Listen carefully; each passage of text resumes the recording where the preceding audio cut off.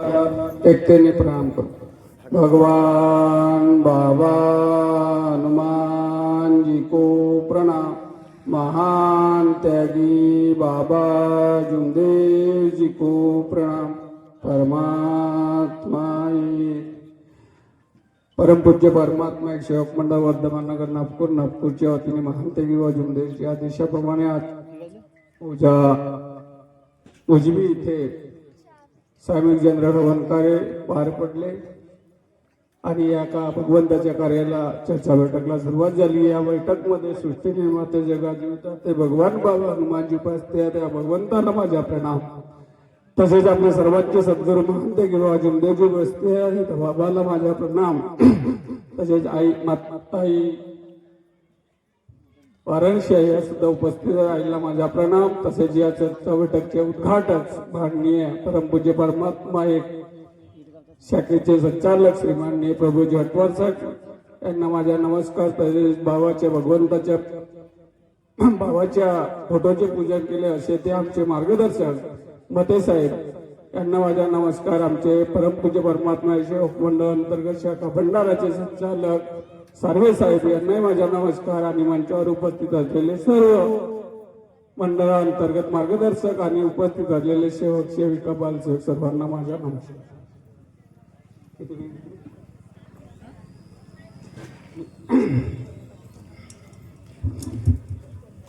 कारण की आपण वेळ ठेवली होती शाळेची आजची आणि आता जवळजवळ 4:40 झालेले। शब्दालाही काही किंमत असते, फक्त मी थोडा वेळ घेईन, जास्त घेणार नाही। कारण की तुम्हाला खूप सुंदर सुंदर मार्गदर्शन या मार्गदर्शनाच्या मुखातून आपल्याला मिळालेले आहे, त्याच्याच आपण अनुकलन कराल आणि इथं आपण घेऊन जाणे आपल्या परिवारामध्ये आपल्या संसारामध्ये त्याचं आचरणात आणाल अशीच मी या प्रसंगी सर्व सेवकांना विनंती करतो। आज आपण इथे पाहत आहोत की या मुजबी या गावी सेवक एक सामूहिक एकतेचे हवन कार्य झालेले आणि इथे उपस्थित असलेल्या महिला ह्या मुजबी येथीलच आहेत की बाहेर गावून आलेल्या आहेत हा मला माहित नाही। काही मुजबीतील असतील, काही परिसरातील सेविकाही असतील, परंतु परिस्थिती अशी असतो की ठावकर साहेबांनी म्हटलं आहे की आपण जिथे जाऊ तिथे आपले सेवक इथे उपस्थित राहतील। जर आपण कुठे जाणार नाही तर अनुभव मिळणार नाही आणि अनुभव मिळत असतो आणि आपल्या गावी कार्यक्रम घेतो तर त्याची संख्याही वाढत असते, दोन्ही असतात। पण आपण इथले मुजबी इथले बाहेरगावी जात नसून तर बाहेरगावचे सेविका आपल्याकडे येतील का? नाही येणार। म्हणून लक्षात ठेवा की आपल्याला अनुभवाची या मार्गामध्ये जरूरत आहे। म्हणून परिसरात आपण जे काही संमेलन चर्चा बैठक होत असतात तिथे आपण जाण्याचा अवश्य प्रयत्न करावा। आता खैरी इथे झाला, पिपरीला आहे, तिथेही आपण सेवकीने जावे। काल मी एक नागपूरच्या एक कार्यक्रमाला मी गेलो होतो, हळदी कुंकवाचा कार्यक्रम होता आपला सामूहिक जनरल हवन कार्य आहे। तर सामूहिक हवन कार्य आणि हळदी कुंकवाच्या कार्यक्रमामध्ये किती फरक आहे? किती फरक आहे? हा सामूहिक हवन आणि हळदी कुंकू सारखाच कार्यक्रम होईल का? मग कसं होणार? आपला सामूहिक मोठा पाहिजे का नाही? मग किती सेवक आहेत? कालच्या महिला हळदी कुंकवाच्या कार्यक्रमाला महिलाची उपस्थिती 10,000 सेवकिनीची होती। किती सेवकिनीची? त्या कार्यक्रमाला मी होतो नागपूरमध्ये आणि आपल्याकडे किती आहे? 100 नसतील। म्हणजे कार्य असे करा की कमीत कमी आपण एकतेने कार्य करू शकू। नाही तर महागावी बी निंबाते साहेब येतात माझ्याकडे, साहेब महागावी बी सामूहिक हवनची परमिशन द्या जी। देवगडे बी येतात, साहेब मला पण द्या ना जी। शेंडे साहेबही येतात आणि बेलेवाले येतात, साहेब मला पण कशाला? मग तुम्ही 10-5 गावं मिळा ना, घ्या ना एकत्र कार्यक्रम, जहा इथून पूर्ण सेवकीनी नाही मागावत असेल ते वाजवी जाईल अशी भूमिका नको करा। नाही माझे कुटुंब सुखी झालं संपलं, बाबाने असं केलं का? मग बाबाने का नाही केलं? मी परमेश्वराची प्राप्ती केली आणि माझे कुटुंब सुखी झालं, मी थांबून जातो, असं बाबांनी केलं का? नाही. आपण करतो. नाही, माझ्या गावात हळदी कुंकवाच्या सामूहिक हवन कार्य आहे, मी तिथेच जाणार. ना खैरीला जाणार, ना पिपील जाणार, ना बेलेल जाणार, ना कवरशील जाणार. नाही, त्यांनी यावं आमच्या गावी, आम्ही जावं नाही. मग आपणही आजपासून संकल्प करा, जिथे जिथे परिसरात कार्यक्रम होतील, यावर्षी सुद्धा, यावर्षी फक्त, पुढच्या वर्षी तर आम्ही असं करणारच नाही. तुम्हाला मते साहेब सांगतो की आता आले 8 तारखेला आम्ही तुम्हाला देऊन टाकला पाहिजे. याच्या परिसरात आम्ही 6 महिन्याची मार्गदर्शक. हे कशाला? हे दादा सेवकाचीच पैसे जातात इथे. म्हणून म्हणतो की सेवकीने जागे व्हा, सेवक मार्गदर्शकांनी जागे व्हा, की आपण एकत्र एकतेने कार्य आणि मोठं वाढवूया कसं होईल, त्याचा आपला दुसऱ्यावर काय परिणाम होईल याचा विचार आपल्याला करायचा. आपण पाहतो की आपल्यातच तर फूट आहे, आपल्यातच फूट आहे. असं होऊ देऊ नका. एकत्र परिवार एकतेने आपला कुटुंब कसा राहील याचा आपण विचार करा. कारण इथेही मंडळाचे आहेत, काही सारे साहेबांचे असतील, ते मरण पावले. आता मला वेळ नव्हतं, नाही तर मी डोंगरे साहेबाला फोन लावला असता की साहेब तुमच्या हातावर इथे जे मंडळाच्या अंतर्गत ते काही मार्गदर्शकाची सेवा घडलेले आहेत त्यांनाही तुम्ही एकत्रित करा. माझं काम बहुत वेगळं आहे. कुसारीची गोष्ट सांगतो. मला अध्यक्ष झालं तर फक्त 4 महिने झाले. किती महिने झाले? 4 महिने झाले. आज कुसारीमध्ये खूप सारे परिवार मोवाडी अंतर्गत असलेले आज मंडळाला जुडलेले आणि काही सेवकाचे कार्य चालू आहेत. आपण म्हणतो का इथे घडल्याशिवाय ज्याच्यावर घडेल तेव्हा त्याला समोरचा कळते. आज आपण पाहत असतो की एखाद्यावर आता चांगलं येईल ना का मार्गदर्शकांनी आपला खूप अनुभव झाला की मी आपला चिरोवाले साहेबांनी सांगितलं का मी चोरी करत होतो, मी असा करत होतो. मग सकाळी 15 दिवस बंद लाईट चोरी करायची आणि 15 दिवस चालू. म्हणून परमेश्वर ते घडू देत नाही, सत्याची कसोटी असतो. म्हणून त्यांना जागृती मिळाली आणि म्हणूनच राऊतगुरुजी नागपूरकडे जावं लागलं आणि म्हणून त्यांना सतर्क होऊन सगळ्यांनी परमेश्वराचे कार्य करावं लागलं. असे कार्य करा की आपल्यावर दुःख ओढवणार नाही. मनाशी संकल्प करा सर्व सेवकांनी. एखाद्याचा 1 रुपया जर मिळाला असेल तो माझा नाही, त्याच्यावर माझा अधिकार नाही. तो कुणाचा आहे? तो परमेश्वर पाहिजे, पण माझा नाही. असा विचार ठेवा सर्वांनी. नाही मला एखाद्याचा दागिना मिळाला, काही मिळाला, संमेलनामध्ये भरलं आणि चाललं घराला. ज्याचा गेला त्याची आत्म्याला दुःख होईल का नाही होईल तेही विचार आपल्याला करावा लागेल.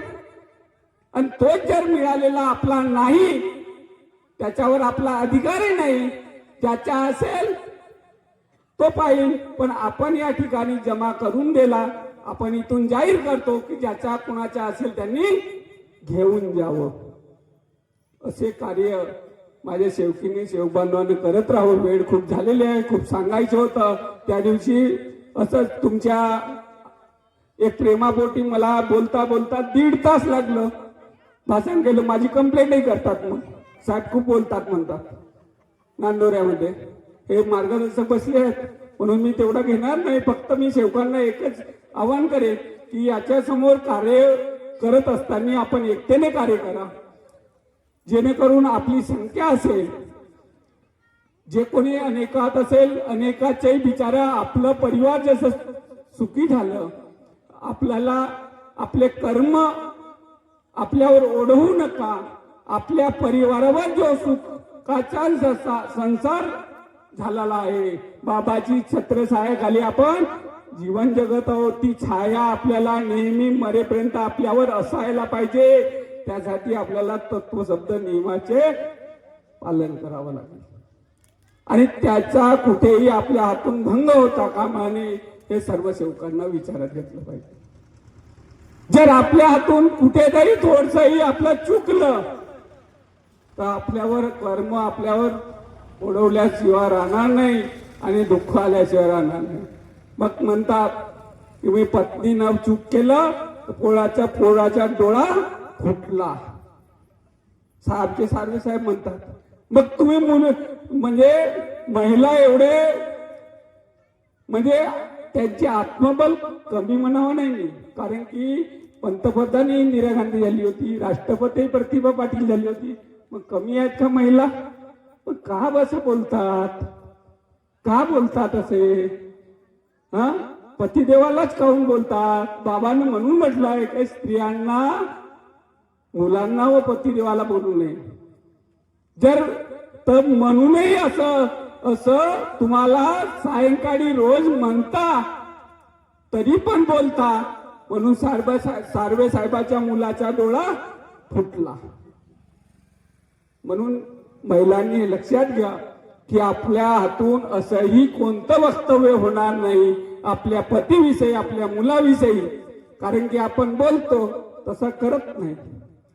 कारण की तुला वाटतं की मीच करतो स्वयंपाक. कारण की तुम्ही जेवण वाढता, सकाळी भांडे घालता, आम्हाला शिजवून वाढता. म्हणजे आम्हीच करतो, आमच्या भरोश्यावर आहे. आणि आम्ही आणतो ते काहीच नाही. पुरुष आणून देतो ऐता ते काहीच नाही. म्हणजे मीच करतो हेही म्हणू नये. म्हणजे सर्व तुम्हीच करत्या. म्हणून आम्ही महिलांनी अति करू नये. आजकाल कसं होते या मार्गात अगोदर खूप उदाहरण आहेत. आता वेळ झाले नाही तर मजा की भाषण तर मला ऐकू म्हणजे कोणी ह्या नाही करणार. या मार्गाच्या अगोदर आमच्याकडे एक उदाहरण होतं की महिला आमच्या चुलत भाऊ होता. महिला अशा दारू पिण्याचे तो आमच्या चुलत भाऊ खूप दारू पे आणि दारू पेत असताना असं एवढं सोडगे काढत हे ते बाई तिथे राहा आमची वहिनी का नाही.